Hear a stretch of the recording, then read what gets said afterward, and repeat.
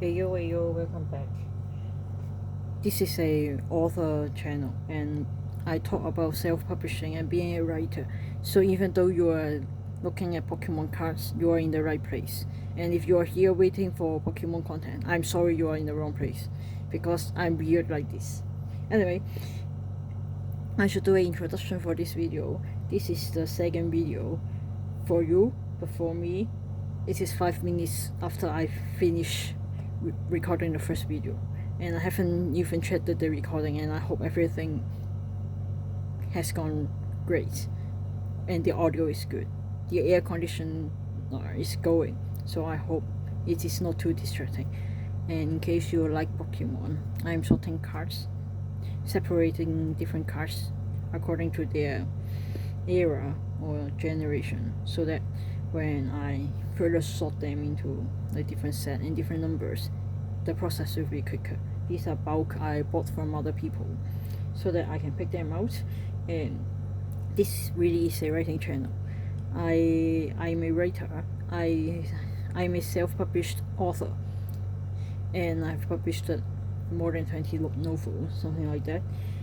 The actual number, I still haven't looked up the actual number, but it is what it is. I have done some publishing stuff, and I'd like to talk about skills. This is a part 2 of the first video, so we are going to go through. Hopefully I can do this within half an hour, not like the first video. I will be talking about like good skills to have if you want to make a career of writing. I haven't actually make it there, but I'm like making progress every day. So if you are also starting out, maybe some of my experience will be useful for you. If you are already making a living with your fiction words, then hi there, and you may already know everything I have to say and know even more. So yeah, let's get going. The third point I want to make is actually related to the second point, which you have to watch the first video. And the point is that to be a good self-published author, self-publishing author, you will have to have the ability to keep a good schedule, like to keep your schedule going, because most of the time after people read book 1, you want to tell them when book 2 will come out. And if you put something, if you put a date up there, since you are a professional, you should follow through with your words. If you promise your readers a book on 1st of January, you better do it on exactly that day. But I know that there are circumstances like if you are sick, if there are family emergencies. I'm not referring to those situations. You are smart enough to know that, like real life stuff, as if writing and publishing is in real life. Real life stuff is more important. Your health is more important than putting out a book. But other than those extreme cases, if you put a date on something, you do it. If it is a days to pay your cover artist, you save up and you pay them on time. If your cover artist or someone send you an email to, because it is your slot, you give them something to do, because when you set up your schedule, you should have already accounted for things that may happen. Like if you know that there are times in the year where you are going to be busy, you don't schedule your writing that intensely over the period of time. You can always have more time than you actually need, so you can go further down your schedule and have like write more books before your deadline is up. But if you make your deadlines too tight, that's going to be taxing on you. Technically, even if you miss deadlines, no one will punish you. The professional you are working with may not work with you if you keep missing deadline, or even if you miss deadline once when you first started working with them. You want to be a reliable person in the profession. So you have to learn how to keep a schedule. And by keeping a schedule, not only I don't only mean you have to be the one on schedule. People you work with, since they are expected to be professionals, you should also get them on a schedule. I like, it is my personal experience. I've been with an editor for quite some time, like half a year or something. They have been punctual, and like, if they tell me that it will take them a week to edit my things, I can expect them to come back with my manuscript in a week, or sometimes they will be quicker than a week, which is good. And like I do think profession, like on the editor side, they also factor in extra time so that they can have downtime, or they can be sick for a few days and you won't mess with everything. But then, like, but then the editor started being lazy on me. Like, for example, I sent in my things to them, and they said that it would take them 4 days. But then, like, maybe like, because I hired them, it is my fault that I didn't follow up quick enough. It's like they said that they will get it done in 4 days, and I only follow up after 2 weeks, which they aren't done with my manuscript. Then they said they will, like, they are doing it because we know that's what you say when you are late. I'm not guessing whether they are lying or what. All I know is that I didn't get my manuscript back on the days we agreed upon when they take on my project. Then you have to wait another week, and they give another excuse. And I don't know whether I should say that I'm good with people or something, but then I just keep letting them drag my project on, and I miss release dates.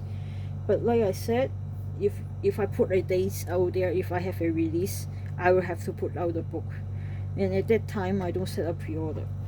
So technically, I haven't promised anyone to have my book out on a certain date, so at least I didn't screw myself up too much, other than I'm just pissed that I can't keep my schedule and I'm missing things.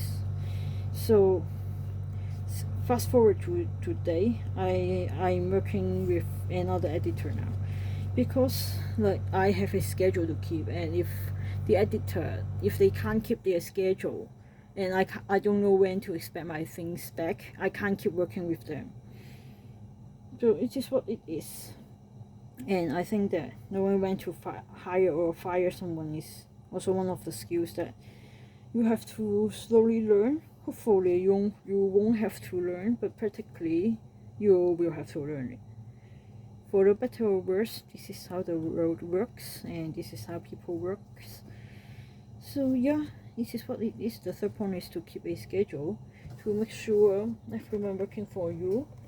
And if you are one of the great writers who are hiring assistants, you really want to keep the schedule tight and strict, so everyone will be on the same page and everything will be done promptly, which is very important when you are working with more than one people. Even though our title, like, even though we call ourselves self-published author, and it sounds like we are a one-man or one woman business, it's usually not the case. We work with a lot of different people, so you have to make sure everything is well coordinated. I've heard that this is what project managers do, but I'm not a project manager. I don't know anyone that do that in real life, so I'm not sure whether that's accurate. But from the name of the title, like from the title, it sounds like it is something they will do to make sure everything is done on time, with good quality, and like just make sure everything flows for the company. And when you are the author, when you are a self-published author, that is what you are. You are a company of your own, and you hire freelance people. And the fourth thing I think is very important, especially when you are starting out, is that even like when I started, I like to learn things, and which includes self-publishing. And for me, the craft is important. I know the craft is important, but it is far more interesting for me to learn about the marketing side, and like the actual technical things. How do I word it better? Like, I like to be on Facebook and on YouTube, looking at others' progress. Like I do still write my words because I have some discipline in me, but then it is tempting to look at others, and sometimes I think I don't I maybe this is a society thing and not just with writers, but people, like, if someone have massive success, sometimes they don't tell you, or maybe it's more like, if someone is successful, at least in the self-publishing community, it feels like they will share their journey, which I think is very inspiring. And maybe part of that is like my own issue. I know that you shouldn't compare yourself with others, and I can tell you all the time that everyone is different, and like your mileage may vary. And even though others achieve the success with path A, it does, even if you follow step by step, it doesn't mean that it will work for you.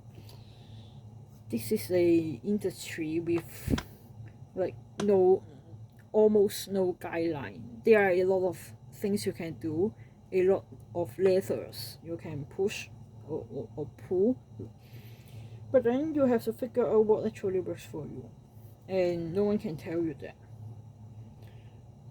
Like, they can give you pointers, but in the end you have to sort it out yourself, and to figure it out yourself, to find what you like and what works for you.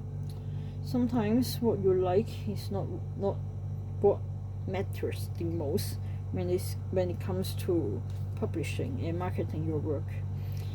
And sometimes you may not like the steps in the process, but those are needed things. And you, like, I really don't like editing my books, because after I write them, I just know what happened, and I get bored reading my own thing, because like I know the ending already. But then it is something that has to be done, so it has to be done. Speaking of which, I'm at the end of one of my manuscripts. I think I'm a few days away from actually finishing it, and I told my editor that I will turn it in the beginning of June, which means I have a few more days to finish it, and do a round of self-edit over it, pick out as many errors as I can, then send it over, and do all of that on time. So it means that I'm going to be editing my work soon, even though I don't like it. I suppose if you have enough money, you can just outsource it, and it will just cost you more if there are more errors in your work. But most of us don't have unlimited money. Even if you have, you may want to spend it on something that's not fixing your error-filled manuscript. Or maybe you are one of those people who just write and everything is perfect. But then most of us aren't those unicorn people. So there are parts of the journey we may not like, but you just do it regardless, because I really want to make a living from my book money, from my fiction money, even though but I still like Pokemon, and that's why I'm sorting the cards here. Back to the point I actually want to mention. When you look at a lot of people, like their success, like usually when people share, they have some kind of success, and they will tell you how they get there, which, like I said, it is inspiring, and I know it's not meant to be for you to compare yourself to them. But when you are starting out with your first book or first series that you really like or really love and pour your heart and soul into, you hope that you will be one of those unicorns, even though you know that it is not likely to happen. Which, while I can tell you that I still like my first series, I really had high hopes for that. But then, like a lot of first books, those aren't really up to par probably, or I just have a too unique taste to my story that not a lot of writers, not a lot of readers echo with that, or maybe like some part of my marketing package, like the cover, the blurb, like something is wrong. That it has gotten good reviews from people who finished the series, but for it to be a commercial success and for it to catapult me into six figure, that's not happening. But it's fine. I'm even if I earn retirement like enough money to retire today with my first series, I'm still going to be writing. So it's all good. It's part of the part of learning. But having a right expectation is important. So most people I think I mentioned that it last video that most people are not going to have rocketing success. Most aren't going to write a single book and just have everything sorted out for them. The more books you have, the easier it is to earn a living. For a reason I have already explained that in previous videos, so I'm not going to repeat it. But then expecting one book to explode and be making your living until you retire is not very, like, it would be great if it happened for sure, but to bank on that happening is just not really. There are safer bets to make than that. So the whole self-publishing thing is really, you try your best. I think I messed up my card sorting somewhere here. Anyway, let's keep going. So it is important for you to keep learning, have some discipline, keep a schedule, and have right expectation. But sometimes I think it's hard to not compare yourself to others when you can easily do that because of the internet world, which for better or worse it is what it is, and it is what gives us a lot of opportunities.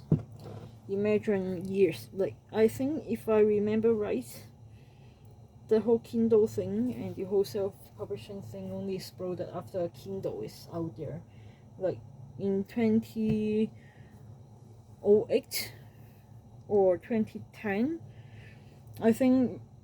And when self-publishing gets some more recognition is a few years later, maybe 2010 or 2012, which is a bit too far back for me.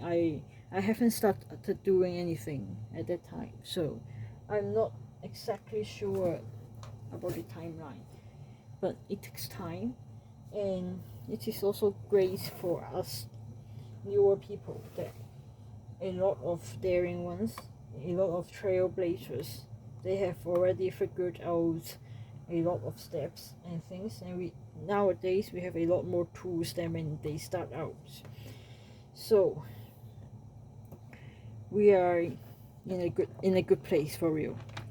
Imagine like before times, before self-publishing is even a thing, you will be looking for an agent, like doing all those trap publishing stuff, and it's not saying that it's not worth it to be doing that.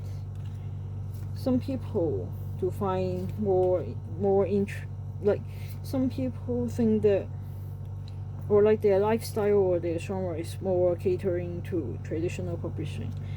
But for romance and a lot of publishing branches and niches, you don't really need that. I hope I didn't hit. The camera looks good. Like, there are some genres that thrive with traditional publishing, but you will be spending a lot of your time querying, and I've never done that. So technically you can say that I don't know whether my books are any good, but as long as people buy it, I guess it is kind of good. We can agree with that, because when you get onto list and get achievement, most of the time you are the best-selling author, unless you want to be in literature, and maybe that's what, like, I don't even know what those prizes are called. That's not where I'm trying to go, so I don't have a lot of knowledge for those things. What I want is to write my books, share them with people who will appreciate those, and on the way I'll be earning a living from my books, which will be perfect for me. And if you are looking at the screen, I am putting the cards. I have done the initial round of sorting and everything are in good shape, so I'm putting those into different sets. But if you are not interested in Pokemon, we will go back to this self-publishing thing. Yeah, I think that the more case study you look at on Facebook and places where people share their journey, the more you will see everyone get to places differently.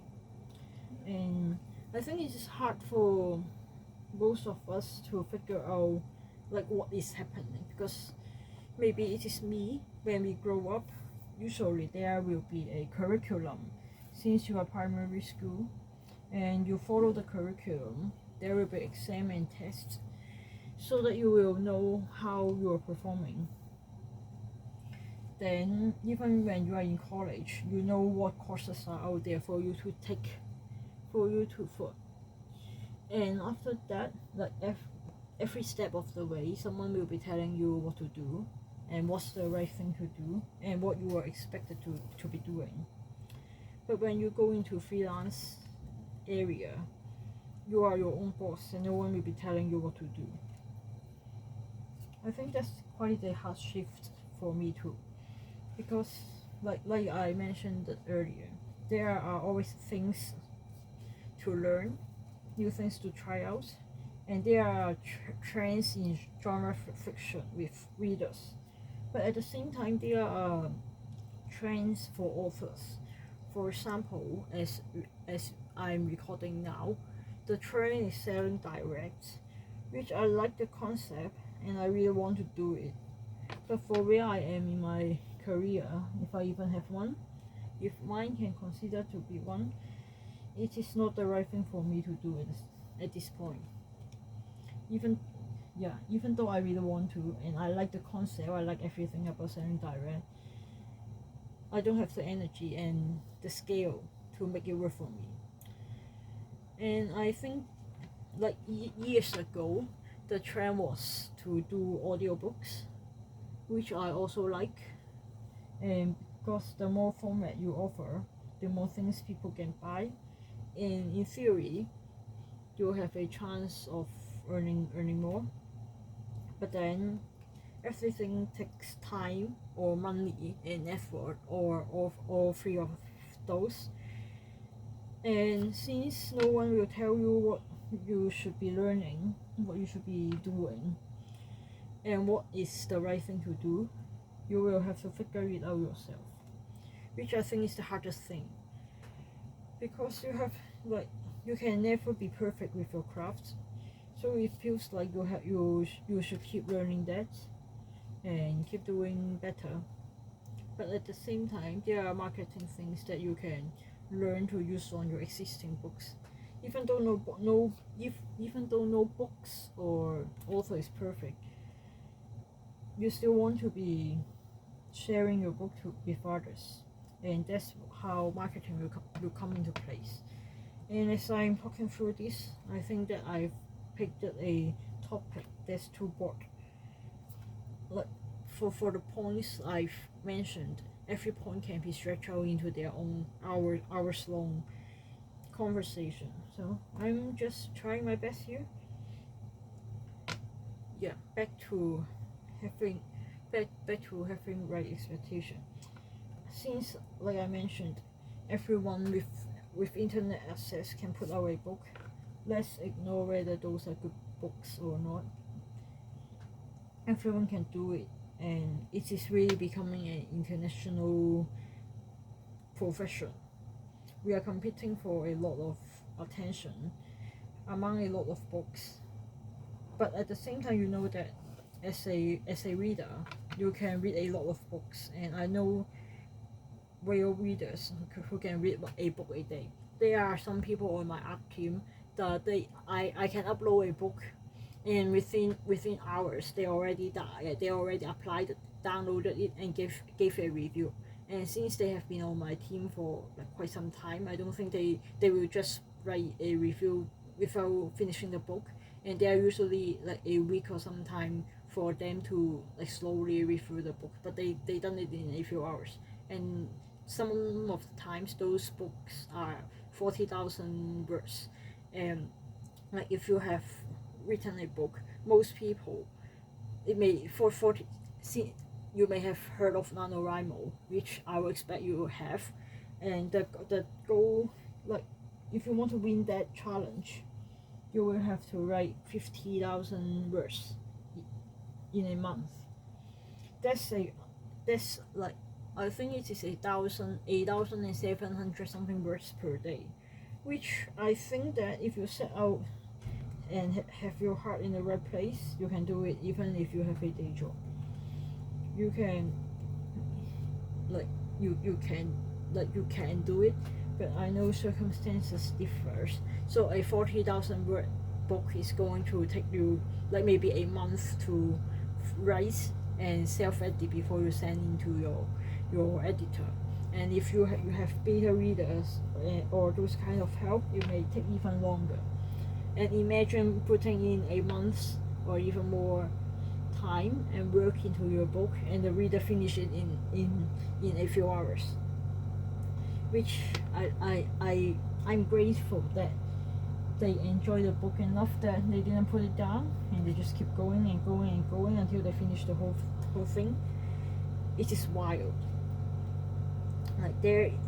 Like technically, all the writers out there are trying to sell their book, but at the same time, you know that it is not, we aren't really competing with each other when there are so many, how do you say, when there are so many, when readers are reading so many books, even though technically everyone who are writing books, trying to sell books, are competing with each other, it is not really a competition. The market is so big, like everyone can win. If you try your best to put out a book, you can usually always find someone to give your book a try. You may have to give away your book for free.